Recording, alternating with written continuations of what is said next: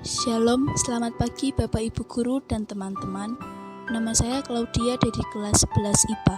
Pada pagi hari ini, saya akan menyampaikan renungan dengan judul Menghargai Waktu. Sebelum membaca firman Tuhan, mari kita bersatu hati dalam doa. Bapa kami yang di surga, Bapa di dalam nama Tuhan Yesus Kristus, pada pagi yang indah ini kami bersujud di hadirat-Mu, mengucapkan puji syukur dan terima kasih atas segala karunia dan kasih anugerah Tuhan yang Kau berikan kepada kami. Sampai pada saat ini Tuhan, pada pagi ini kami akan merenungkan firman-Mu dan kami mohon kiranya Engkau akan siapkan hati kami, buka hati kami penuh dengan Roh-Mu yang kudus, sehingga apa yang Engkau sampaikan pada pagi hari ini boleh mengetahui apa yang menjadi rencana-Mu. Berimanlah ya Tuhan, kami siap untuk mendengarkan. Dalam nama Tuhan Yesus kami telah berdoa dan mengucap syukur. Amin. Renungan pada hari ini terambil dari kitab Efesus 5 ayat 16. Saya akan bacakan untuk kita semua. Dan pergunakanlah waktu yang ada karena hari-hari ini adalah jahat. Ayat ini juga sebagai ayat nas renungan pada pagi hari ini. Bapak Ibu Guru dan teman-teman yang dikasihi oleh Tuhan, di renungan ini ada sedikit cerita, saya akan bacakan. Adik saya baru saja mendapatkan musibah kecelakaan ketika sedang mengendarai sepeda motor bersama temannya. Puji Tuhan ia masih selamat, meskipun mendapatkan 7 jahitan di ubun-ubun kepalanya. Musibah sebenarnya bisa dihindari apabila ia tidak mengebut dan memakai helm. Akibat menghindari sebuah becak, ia terpelanting ke jalan dan sebuah mobil mengerem tepat di depan kepalanya. Putaran ban ternyata masih kencang dan ubun-ubun kepalanya pun terkikis oleh ban, sehingga sobek cukup panjang.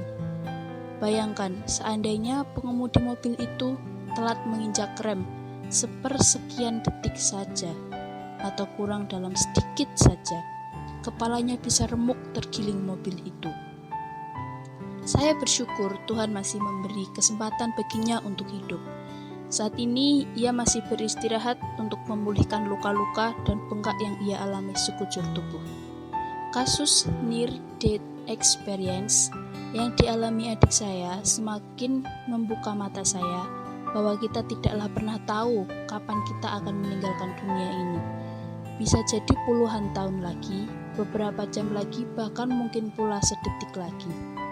Paulus mengingatkan kepada jemaat Efesus untuk tidak membuang-buang waktu dengan terus berbuat dosa.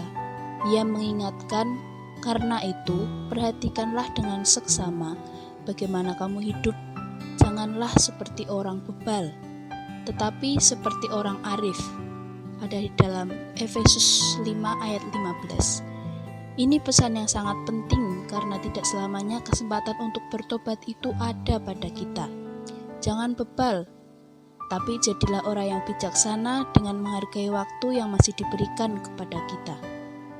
Lebih lanjut, Paulus pun menekankan kita untuk bijaksana memanfaatkan waktu karena bumi yang kita huni saat ini penuh dengan hal-hal yang menyesatkan. Seperti dalam ayat tadi, pergunakanlah waktu yang ada karena hari-hari ini adalah jahat.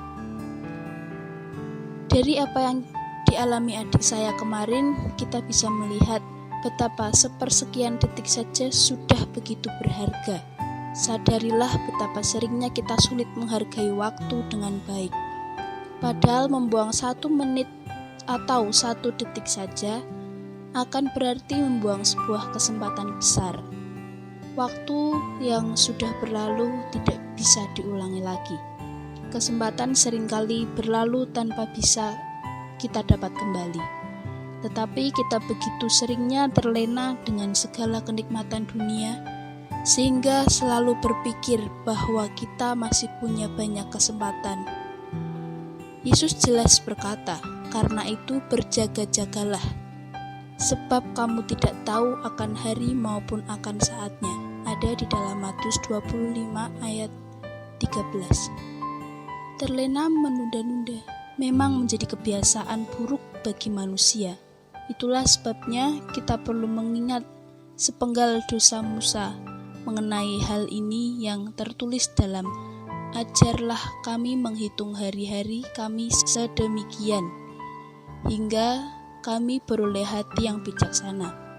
Ada di dalam Mazmur 90 ayat 12. Doa dan kedekatan kita kepada Bapa bisa memampukan kita untuk tetap terus menghitung hari-hari kita dengan bijaksana, terus berjaga-jaga. Yesus mengingatkan kita, hendaklah pinggangmu tetap berikat dan pelitamu tetap menyala. Ada di dalam Lukas 12 ayat 35. Dan Paulus mengingatkan, sebab itu baiklah jangan kita tidur seperti orang-orang lain, tetapi berjaga-jaga dan sadar. Ada di dalam 1 Tesalonika 5 ayat 6. Jangan terlena, jangan terus menunda kesempatan untuk memperbaiki diri, berbalik dari jalan-jalan yang sesat untuk kembali ke jalan yang benar. Tuhan memang membuka pintu kesempatan lebar-lebar kepada kita untuk berbalik arah, kembali kepadanya. Dia memang berjanji akan segera mengampuni kita, bahkan berjanji untuk tidak lagi mengingat-ingat dosa kita, seperti apa yang Tuhan katakan dalam Yeremia 31 ayat 34. Namun kita harus ingat pula bahwa kesempatan emas seperti itu tidaklah tersedia selamanya. Ada waktu di mana kita akan dipanggil menghadapnya dan harus siap mempertanggungjawabkan semua yang kita perbuat dan katakan.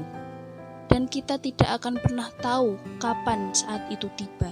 Oleh karena itu, hendaklah kita menjadi orang-orang yang arif dan bijaksana dalam menghitung hari-hari kita, mengisi setiap waktu kita dengan hal-hal yang bermanfaat, mempergunakan waktu yang masih diberikan dengan sebaik-baiknya, agar kita tidak sampai menyesal ketika saatnya tiba.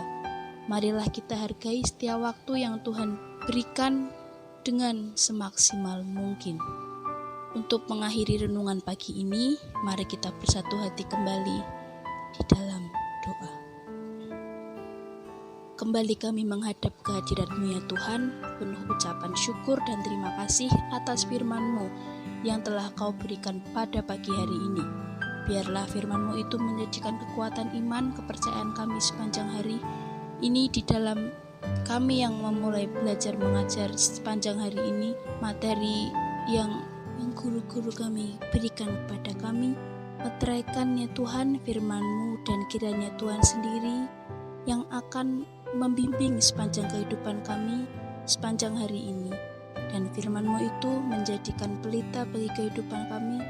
Inilah Tuhan permohonan kami pada pagi hari ini, dan di dalam nama Tuhan Yesus kami berdoa dan mengucap syukur. Amin.